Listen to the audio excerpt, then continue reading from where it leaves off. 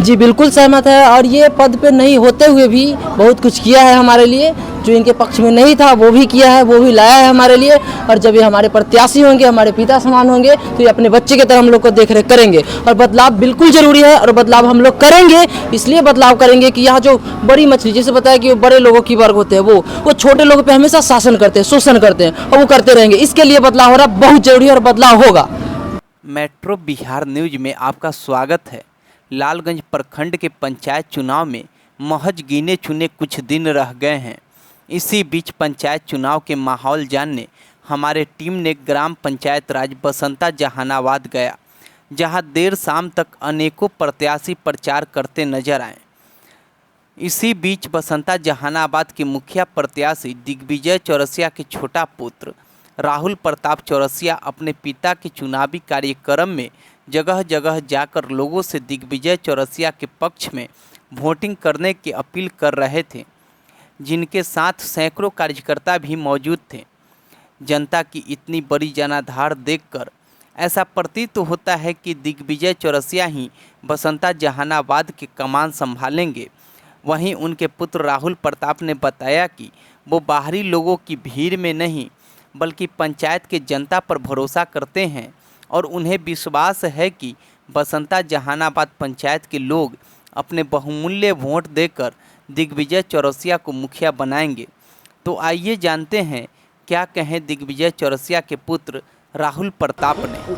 मैं चंद्रशेखर कुमार इस वक्त बसंता जहानाबाद पंचायत के वार्ड संख्या 4 में हूं, जहां कुछ लोग इस समय मुझे मिले हैं चुनाव प्रचार करते हुए। तो आज इन्हीं से जानते हैं किनका चुनाव प्रचार कर रहे थे और कौन है ये लोग। जी नमस्कार, बहुत बहुत धन्यवाद। आप हमारे गांव में आए और हम लोगों को सुनने का आप अपने चैनल पे हम लोगों को सुन रहे हैं। जी मेरा नाम राहुल प्रताप चौरसिया हुआ, मैं दिग्विजय चौरसिया का छोटा लड़का हुआ। हम लोग मुखिया का चुनाव प्रचार कर रहे हैं। पिताजी हमारे मुखिया प्रत्याशी है और हमारा चुनाव चिन्ह बैगन छाप है। तो आपके माध्यम से और हम अपने जन संपर्क कर रहे थे, जिसमें जो भी समाज में भ्रष्टाचार फैला हुआ है उसके खिलाफ आवाज़ बुलंद कर रहे थे। और हम अपने जागरूकता अभियान के तहत जागरूकता फैला रहे थे पूरे समाज में। और आप देख सकते हैं कि हमारे साथ जितने भी टीम मेंबर्स हैं हमारे चारों तरफ, वो 18 से लेकर 25 से 30 साल तक है। बहुत ही कम ही जो सीनियर सिटीजन हमारे पास है, और सारे CBSE बोर्ड से या बिहार बोर्ड से पढ़े लिखे हैं।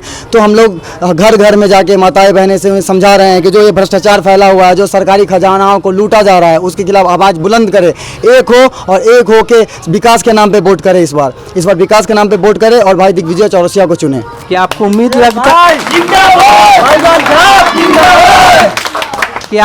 लगता है कि आपके चुनाव प्रचार से लोगों पे असर होगा? जी बिल्कुल उम्मीद लगता है, और साफ मुझे दिख भी रहा है जो चुनाव प्रचार कर रहे हैं। और जन समर्थन मुझे मिल रहा है, हर एक जाति हर एक वर्ग का लोग मिल रहा है। और पहले से ही पता है, जो मुझे संस्कार मिला हमारे पिताजी से, हम लोग जमात की राजनीति करते हैं, जातवाद की राजनीति नहीं करते। आप देख सकते हैं जो भी चुनाव प्रचार है, जैसे हम लोग ये टी-शर्ट भी देखिए, इसमें कहीं भी किसी जातिगत का बोध नहीं हो रहा है। हर लोग पढ़े और भाईचारा के नाम पर वोट करे, भाई को वोट करे, विकास को नाम के वोट करे।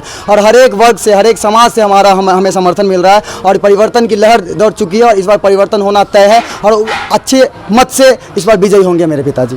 कल किसी न्यूज़ चैनल के माध्यम से मुझे और बहुत सारे लोगों को ही पता चला कि आपके ही समुदाय के लोग किसी और प्रत्याशी के साथ हैं, इसलिए कि आपका जनाधार कमज़ोर।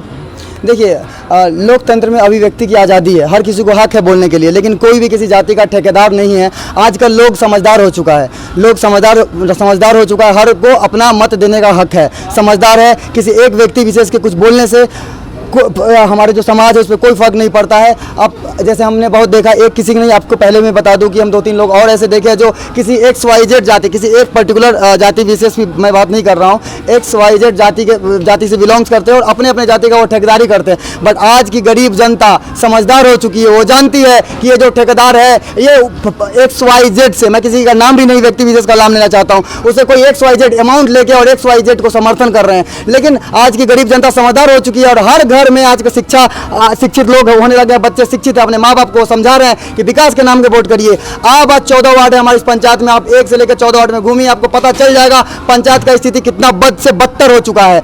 रोड की स्थिति जर्जर है, जल नल जो सरकार ने योजना बनाई उसकी स्थिति जर्जर हो चुकी है, किसी घर में पानी नहीं आ रहा है। आप जो इंदिरा आवास में भ्रष्टाचार पे भ्रष्टाचार हुआ, किसी को 2-2 घर मिल गया, एक ही परिवार में बाप बेटे के नाम से, बाप बेटे के नाम से, और किसी को मिला नहीं। आप जब समाज में घूमेंगे ना तो आपको पता चलेगा। मैं जनसंपर्क किया, घर घर में घूमा, तो मुझे ये देखने को मिला कि एक अछाड़ बारिश, आप बिहार से बिलोंग्स करते हो पता होंगे, एक अछाड़ बारिश में हमारी माँ बहन ना घर में खाना नहीं बना पाएगी, इतना पानी उसमें जमा हो जाता है। हेल के पानी तैर के अपने घर में प्रवेश करते हैं। ये स्थिति, इतना जर्जर स्थिति आज हमारी इस पंचायत की बन चुकी है। देखिए, गांव समाज में अक्सर ऐसा देखा जाता है कि जब चुनाव आता है तो लोग, प्रत्याशी जो होते हैं, वो वोट मांगने जाते हैं, अनेकों वादा करते हैं और इसी वादा के आधार पे वो जीतते भी हैं। आपके पापा भी बहुत सारे वादा करते होंगे, लेकिन इसका क्या गारंटी है कि वो जो वादा कर रहे हैं जीतने के बाद उसको पूरा ही करेंगे? देखिए, एक संस्कृत में कहावत है, प्रत्यक्षम की प्रमाणम, प्रत्यक्ष की प्रमाण की जरूरत नहीं होती है। मेरे पिताजी 20 साल से इलेक्शन लड़ रहे हैं। सबसे पहले जब पंचायत समिति में थे तो प्रमुख के माध्यम से हमारे हजारों 100 भाई बहनों को जो भी प्रमुख के माध्यम से फ्री ऑफ कॉस्ट रिक्शा बांटा जो उनके पास था। जब पंचायत समिति नहीं हुआ करते थे उसके पहले भी विधायक के माध्यम से, मंत्री के माध्यम से, MP के माध्यम से, जो आप सड़क देखेंगे जो बलुआ संता जाएंगे वो रोड सोलिंग का उन्होंने काम करवाया, चबूतरा का निर्माण करवाया, और अपने पास कुछ फंड न होते हुए भी उन्होंने XYZ, मतलब किसी रामविलास जी के साथ भी हमारे पिताजी रहे, रघुवंश बाबू के साथ भी हमारे पिताजी रहे, तो आंगनबाड़ी भवन का उन्होंने निर्माण करवाया। कोई अपना खुद का फंड नहीं था, लेकिन उनको रिक्वेस्ट करके हमारे चौरसिया समाज जो बगल में गांव है उन लोगों को बरसात के दिन में घर में झोपड़ी छोटा जगह था तो पान की मतलब हम लोग पैदावार करते हैं, उनको दिक्कत होता था, उन्होंने पान भवन बनवा दिया वहाँ पे सीधे केंद्र से रिक्वेस्ट करके वहाँ से। तो हमेशा ये कार्य करते रहे हैं। लेकिन जब सरपंच में थे तो सरपंच का जो इनका काम था वो अपना काम पंचायती करवाना, जो सरपंच का काम था वो किए, पंचायत समिति में थे तो वो किए। इस बार गांव का जो ये जर्जर स्थिति, पंचायत का ये जो खराब हालात है, जो भ्रष्टाचार फैला हुआ है, उसके खिलाफ हम लोगों ने विचार विमर्श करके आवाज़ बुलंद किया है और ये फैसला लिया है कि जो गरीब उसके हक में काम करना है। सरकारी का एक योजना, सरकार का एक योजना निष्पक्ष रूप से हर एक जो जरूरतमंद को पहुंचाना है, बिना कोई रिश्वत, बिना कोई घोटाला, बिना कोई भ्रष्टाचार किए हुए। और ये जो हम लोग वादा कर रहे हैं वो हम पूरा करेंगे और आने वाले चुनाव में, आने वाले जो चुनाव होगा उसके बाद रिजल्ट दिखेगा। जनता जनार्दन का समर्थन हमारे साथ खुलेआम है। अच्छा, एक चीज़ और बताइएगा, यहाँ पे बहुत तरीके के कैंडिडेट हैं खारा, कहीं ये भी सुनने में आता है कि कुछ लोग पैसा बांट रहे हैं, कुछ लोग बाहर से आदमी बुला के भीड़ इकट्ठा कर रहे हैं। इस पे आप क्या कहें? जी बिल्कुल, आपने बिल्कुल 100% इसका मतलब आपने पंचायत का भ्रमण किया और अच्छे तरीके से आपने जान चुका। बिल्कुल मैं आपको अप्रिशिएट करूंगा कि आप एकदम घर घर पे जाके और बिल्कुल जो बेस डाउन टू अर्थ जो होता है वो आपने बात किया। बिल्कुल कुछ कैंडिडेट हमारे जो गरीब है, गरीब लोगों को पैसा जबरदस्ती बांट के, अरे इधर इतना पैसा वोट दे ना, वोट गरीब का है, जबरदस्ती पैसा देगा वोट लेगा। हम जो टीम है, हमारे जो यंग मेंबर्स है, मैं उसके साथ घर घर जाके जनसंपर्क किया। आपको मैंने पहले भी बताया कि जो हम लोग हैं वो हम लोग शिक्षित लोगों को इकट्ठा किया है, यंग यूथ को मैंने इकट्ठा किया है, जो 12th +2 और मतलब ग्रेजुएशन में जो 18+ है वो लोगों को लेकर मैं घर घर में जनसंपर्क कर रहा हूँ। मैंने ये बता रहा हूँ कि चाची चचा 500 रुपये अपने के दे दी ना तो 500 रुपये में 5 साल के गुलाम हो मगर वोट दे देता। 500 रुपया 1 साल में 365 दिन हो खेला और 5 साल में 1825 दिन, अगर भागा करम ना तो 25 पैसा एक दिन के पड़ी। तो एक दिन के जब 25 पैसा मतलब गरीब को 25 पैसा में गुलाम बनाया जाने का जो राजनीति है, जो भ्रष्टाचार, उसके खिलाफ हम लोग आवाज बुलंद किए हैं और उसके खिलाफ हम लोग इसका रिजल्ट, जो इसका परिणाम है, आपको देखने को मिलेगा।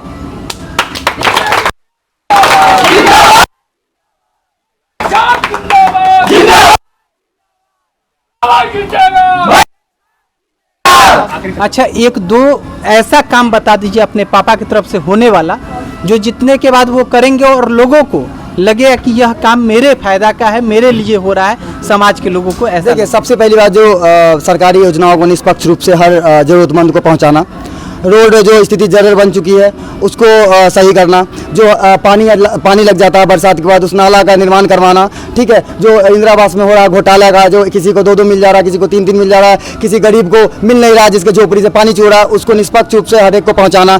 शिक्षा सुधार करना, शिक्षा में व्यवस्था करवाना। जैसे हमारे एक बंधु भी है और हमारे एक मित्र भी है, हम लोग फ्री ऑफ कॉस्ट एक कोचिंग इंस्टीट्यूट चलाने की पिताजी से बात की थी कि हम एक खोलेंगे जिसमें हम अपने मतलब मेरे जो एक भाई है उसको लेकर के बाद एक और बंदे को हायर करेंगे और हम गरीबों को फ्री ऑफ कॉस्ट कोचिंग पढ़वाएंगे जो हमारी शिक्षा के ऊपर जाए, फसल कृषि की व्यवस्था को शुरू करेंगे। देखिए मुखिया का एक अंतर्गत नहीं आता है, लेकिन एक शिक्षित समाज का ये जिम्मेदारी होता है कि वो समाज को शिक्षित बनाए और समाज को आगे ले जाए। जैसे आपने जैविक खेती के बारे में सुना होगा ना, ऑर्गेनिक फार्मिंग, उसमें क्या हुआ, अगर किसी से आप एक्स अमाउंट अगर आपके पास 1 बीघा जमीन है, अगर एक्स अमाउंट का आप उससे इनकम ले रहे हैं, अगर आप ऑर्गेनिक खेती करेंगे अगर तो गरीबों के हक में गरीबों के हक के लिए हम लोग लड़ रहे हैं और गरीबों के लिए लड़ रहे हैं। और जैसे ऑर्गेनिक खेती में हम लोग दिल्ली से टीम बुलाएंगे। हमारे जो गरीब भाई बंधु है जो खेती करते हैं, जिनको पता नहीं है ऑर्गेनिक खेती क्या होता है, जो 100 माइंड का खर्चा में अगर सपोज कोई 100 रुपये का आमदनी हो रहा है तो वहाँ पे 500 रुपये का आमदनी होगा उतना ही ज़मीन में, ये गरीब को पता नहीं है। यहाँ पे दो समुदाय है,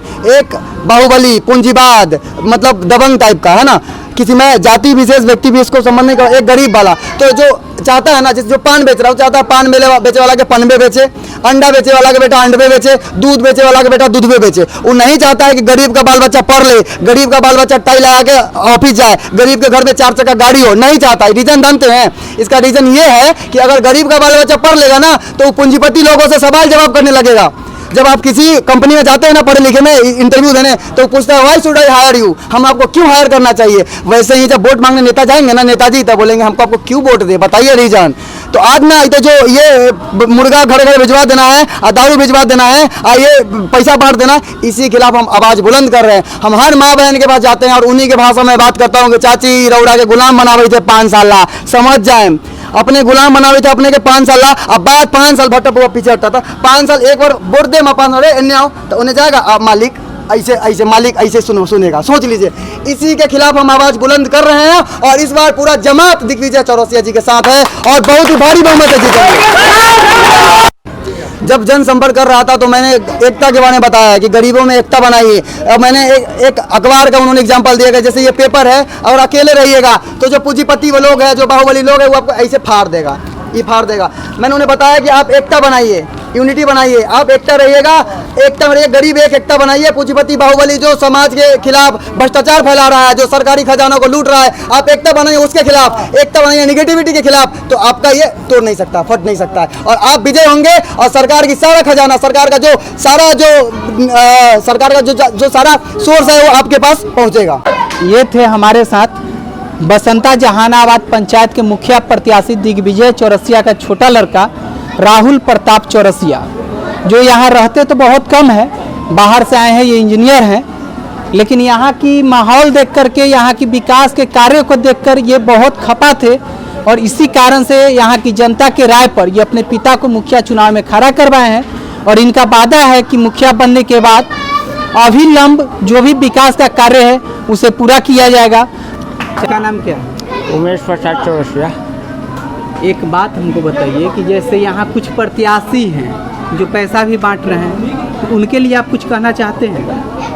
पैसा बांट रहे हैं वो बंटना नहीं चाहिए। कुछ लोग भीड़ दिखाने के लिए बाहर से आदमी बुलाते हैं, तो उस पर क्या आप कहते हैं? भीड़ बुला करके दिखावा करते हैं, लेकिन अभी जो है माहौल दिग्विजय चौरसिया की तरफ से। दिग्विजय चौरसिया जी क्यों? दिग्विजय चौरसिया, हर लोग कह रहे हैं कि दिग्विजय चौरसिया क्यों, इसका कारण क्या है? निष्पक्ष रूप से काम करते हैं, पंचायत समिति भी रहे इस पंचायत का और सरपंच भी रहे, हम लोग काम देख रहे हैं उसके अनुसार। लेकिन ये भी चीज़ बताइए कि दिग्विजय जी कौन ऐसा काम किए हैं?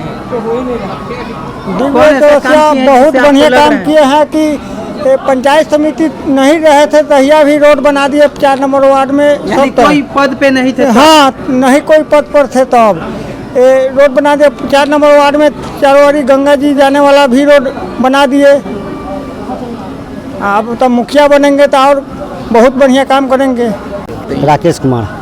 बसंता जहानाबाद पंचायत में एक उड़ता हुआ खबर सुनने में आया है, कुछ लोग भी बता रहे थे कि यहाँ कुछ प्रत्याशी हैं जो पैसा बांट रहे हैं या फिर मीट मछली बांट रहे हैं या धमकी दे रहे हैं, तो इस पे आपका क्या कहना है? इस पे मेरा कहना है कि बात सही है। मैंने मीट बांटा जा रहा था, जो हमको देखने में लगा मीट बांट रहे थे, लेकिन कहाँ? बसंता जहानाबाद पंचायत में? हाँ, इसी पंचायत में, जो लेने से औरत इनकार कर रही थी और वो कह रही थी कि हम ऐसे ही वोट देंगे और मुर्गा दारू पैसा नहीं लेंगे। मुर्गा दारू पैसा तीनों बांटा नहीं लेंगे। हाँ, मतलब तीनों बांटा रहा है। देखने के लिए तो मुर्गा दिख रहा था। एक सवाल मेरे मन में खटक रहा है कि आपका जो प्रत्याशी है वो भी तो जीतने के लिए अपने दमखम लगाएंगे। हाँ। तो क्या ये भी बांट रहे हैं? नहीं, क्यों? क्योंकि ये गरीब तत्व के लोग हैं, हम लोगों के पास उतना रुपया कहाँ से है? गरीब लोग मुर्गा ना खाता है। गरीब लोग खाते हैं लेकिन दूसरों के खिलाने के लिए मैंने उतना इनके पास संपत्ति कहाँ है कि मुर्गा दारू बांटेंगे? माने लोग से प्यार मोहब्बत से वोट ले रहे हैं, ऐसा थोड़े है। इतना दिन से जीत रहे हैं, प्यार मोहब्बत से जीत रहे हैं।